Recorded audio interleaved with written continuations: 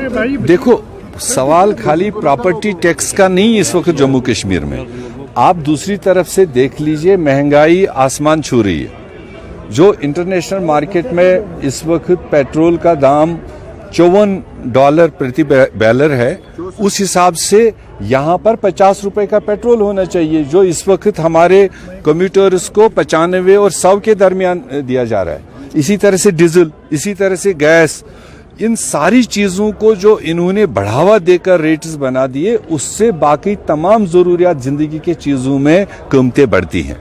तो ये सारा आम इंसान के किचन पर असर डालता है। उसी तरह से जहां एक तरफ उन कीमतों को बढ़ावा दे रहे हैं, दूसरी तरफ प्रॉपर्टी टैक्स, हाउस टैक्स और बिजली का एक्स्ट्रा फीस, पानी का एक्स्ट्रा फीस, ये सारे इक़्तिदामात वो उस यूटी नामन कल्चर को मजबूत करने के लिए ये इक़दामात उठा रहे हैं।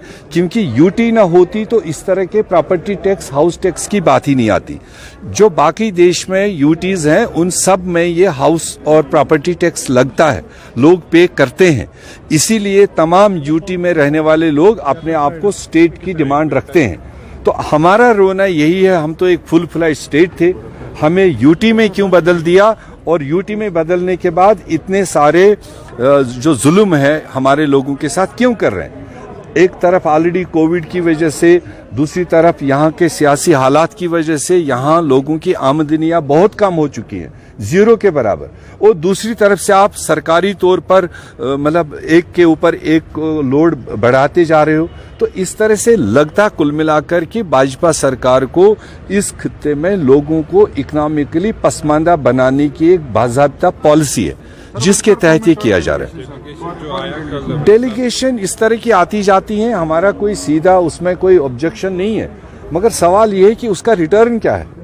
एक तरफ मोदी साहब कोई और बोले, कोई और इन इश्यूज को उठाए, कहते हैं इंटरनेशनलाइज कर रहे हैं। दूसरी तरफ से आज तीसरी बार वो 30-30 लोगों की डेलीगेशन लाकर अपने ही मुल्क के अंदर, वो डेलीगेशन यूपी क्यों नहीं भेज रहा है, जहां हत्याएं हो रही है, जहां औरतों का दिन दिहाड़े कत्ल हो रहा है, वो दूसरे गुजरात में क्यों नहीं भेज रहा है, वो जम्मू कश्मीर ही क्यों ये भेज रहा है। तो उससे लगता है कि वो खुद ही कश्मीर के ग्राउंड सिचुएशन को इंटरनेशनलाइज कर रहा है और दूसरों पर इल्जाम देता है। तो इसमें जमीनी सतह पर कोई फर्क नहीं पड़ेगा। हाँ, अगर अपने पार्लियामेंट के पार्लियामेंटेरियंस को ऑल पार्टी डेलीगेशन आती, 2-5 दिन यहाँ पर वो नौजवानों से बात करते, किसानों से बात करते, ट्रेडर से बात करते, उसका कोई ना कोई हल निकल के आता। वो अपने देश के लोग होते, अपने पार्लियामेंट में बोलते। तो फॉरेन डेलीगेट्स का आना और ये कहाँ बोलें, क्या बोलें, वो किसको पता है, और मिले कौन उनसे? वही जो सरकार ने अपने खैरखा तैयार किए हुए थे, उन्हीं को बुलाया। किसी पॉलिटिकल पार्टी को ऑफिशियली नहीं इनवाइट किया, और कांग्रेस को तो बिल्कुल ही नहीं। और फिर झूठ बोल रहे हैं टेलीविजन पर कि यहाँ पर कांग्रेस, नेशनल, पीडीपी, सब पार्टीज के लोग थे। कोई नहीं था। उन्होंने सरपंच के लेवल पर लोग उठाए थे, बीडीसी लेवल पर लोग उठाए थे, जो उनकी अपनी वाहवाही करते हैं उनको उठाए थे। वो अपने वोटर अलग अलग पार्टी के हो सकते हैं, but as designated party delegation कोई भी हमारी तरफ से नहीं थी। इसलिए वो जो गुमराह कुन स्टेटमेंट कल आए हैं, मैं उसको कंडेम करता हूं। सर, उसमें एक मेंबर था, वापस आएगा सर, उस पे आपका क्या कहना है सर? कौन? अमित शाह ने परसों पार्लियामेंट में बोला कि statehood will be given to Jammu. उसने कहा एप्रोप्रिएट टाइम पर। अगर आपने माइन्यूटली सुना होगा, उसने कहा 70 साल हमें लगे इस स्टेट को तोड़ने में और 370 हटाने में, थोड़ा धीरज रखो, यही लफ्ज उसने किया। वो धीरज का माने क्या है कि हमने अगर 70 साल इसके लिए लड़ा तो कम से कम 27 साल तो आप वेट करो।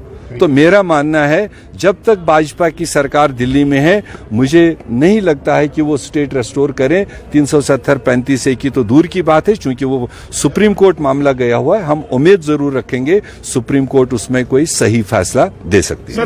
सर, मेरा अगर देखा जाए यहाँ पर ऑन कॉर्ड से कि यहाँ पर अभी वाइन शॉप जो है उनको बढ़ावा दिया जाएगा, अभी खोलने वाले हैं जम्मू कश्मीर में, उसके लिए क्या कांग्रेस सरकार का भी स्टैंड रहेगा? नहीं, अभी देखो वो चीज जो आया ही नहीं, तो उस पर मैं रिएक्शन क्या दूं। बाकी जब यूटी बनाया, तो यूटी बनाने के बाद ये सारे कंट्रोल होम मिनिस्ट्री के पास में है। आज कोई इलेक्टेड सरकार तो है नहीं जो फैसला लेगी। आज अगर कोई फैसला आएगा तो वो यूनियन गवर्नमेंट लेगी, पर्टिकुलरली होम मिनिस्ट्री लेगी। तो जब कोई ऐसा फैसला आएगा तब कांग्रेस पार्टी अपनी रिएक्शन देगी। सर, कल एक जो डेलीगेशन आई है उसका एक मेंबर है, उन्होंने शाम को स्टेटमेंट दिया है कि धारा 370 या 35 एक खत्म होने के लिए फॉरेन डेलीगेशन के एक मेंबर का स्टेटमेंट। चूंकि मैंने पहले ही कहा ये सरकार के गाइडेड लोग हैं और ये पिक एंड चूज करके जिनकी पॉलिसी उनके साथ मिलती है तो उनको उनके फैसलों को हाँ में हाँ मिलाना है, इसीलिए तो हम सारे लोग ऑब्जेक्ट कर रहे हैं।